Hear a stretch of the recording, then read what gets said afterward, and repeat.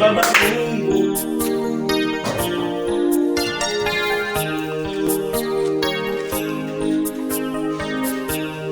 Baba, Baba Mungu, Baba Mungu,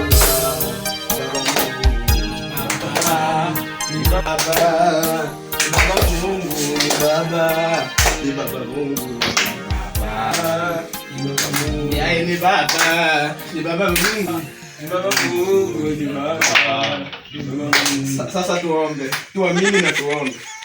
Mungu wetu, umetujalia, tumekuwa vizuri, anzia uwe watoto hadi saa hii. Sasa mgeni ameingia, lakini mgeni amevaa. Sasa what? Amen. Sasa koro kawuono wan gi wendo ni oyaka miluongo ni Jatend Wendo. Koro wendo ni koro en ochungi, okonwa nyinge, okonwa ka en kodwa kae, warwake. Kamano wendo.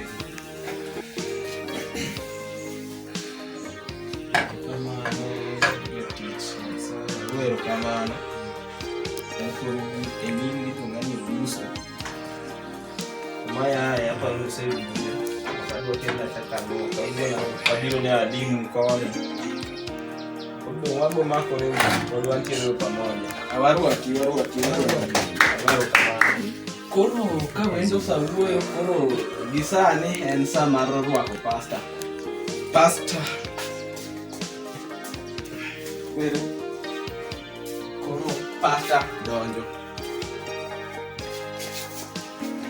Praise God, hallelujah. Amen. Praise God, hallelujah. Amen. Praise God, hallelujah. Amen. Koro kuono wadwaro nyiso gik mabeyo. Wadwaro timo ang'owa? Nyiso gik mabeyo. To dak aneno kutiyo ne ruoth jokamna. Ruoth tiyo ne ruoth. Ing'eyo gima timore? Ma wan e gimiluongo ni higa mar 2023. 2020 ang'owa? 2023 wadwaro nyisi gima ang'owa, chongi gang'owa, wendo kata in mibiro kanyo. Bende ing'eyo ni sani wang'i chongi gang'owa, chongi gi lo.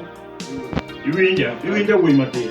Chongi gang'owa, koro gima dwaro kelonu ka en niya, keluru sadaka, eruru kelo sadaka e kanisa. Mawacho niya, Ruoth Nyasaye kaka kierori ang'owa, wuon. Mokwongo iting'o sadaka ni mokwongo nwawuoyo chongi gang'owa, chongi gi lo. Iyud sadaka ni moro, iyud nyagwendi moro, kelne pastor. Iyud simbi moro, kelne pastor. Kata kiyudo iPhone, kelne pastor. Kata kiyudo Tecno Motorola, kelne ang'owa.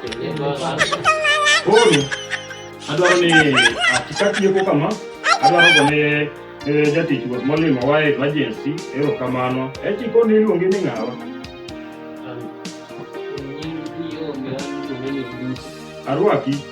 Arwaki, tema te kitine ruoth. Kikidoka dala unono mok itiyo ne ruoth, sawa?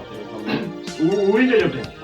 Aya koro en niya, adwaro lemo ne ng'ata mong'e ni en gi sida moro amora, mondo obed sida ma important, kik obed sida ma hivi ne kia ang'owa, obed sida ma serious, sawa?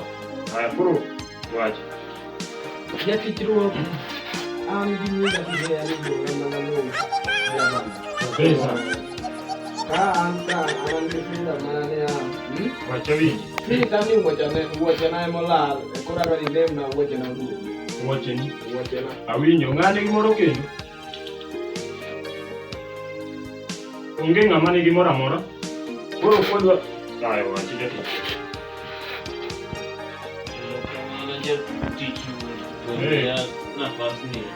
Ayieko. An mana dwa mana natuo. Kasa no adonjo 22. Pinya tu wani Januari pinya tu. Data side hotel. Ayieko. Gomba ni ile mneji.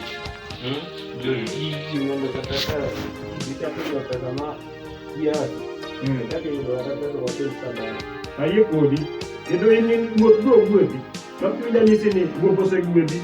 Bang' ng'ama obiro ne wuoche ne olalno. En ok awinjo kwacho wach sadaka mar ruoth. Mano e gima rach. Kendo ikonyo jatich ruoth seriously. Inya buko ne sadaka wuoche ni olal to wach sadaka ok iwuoye. Kata ka yawa tinde ang'o ma yawa. Ang'o akia gima timo.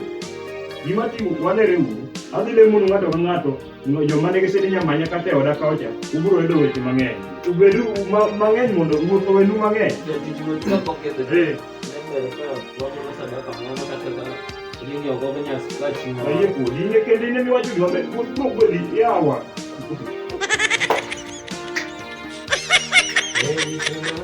Toeni sadaka. Toeni sadaka.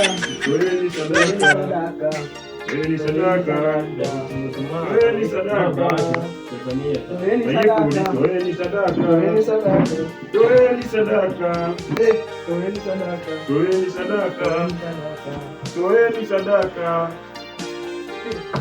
Ne jogo mogolo ruoth mondo gwedhu kendo jomo golo diuru e kanisa na guro da gola mar kanisa abro yalo nu mang'eny kendo kata koponi igolo to weche ni olal weche ni no ibro yudo kendo bro multiply but koponi ok igolo to weche ni olal bed ng'iyo ni weche ni no en bro dhi adhiya kamano forever. Wanere uru jatich wuoth kidok dala timos na pasta na wacha Pastor Rayo ayiego koro adwaro chungo jatich wuoth mano lemonwa kwa chako cha mondo chungo lem kendo round 2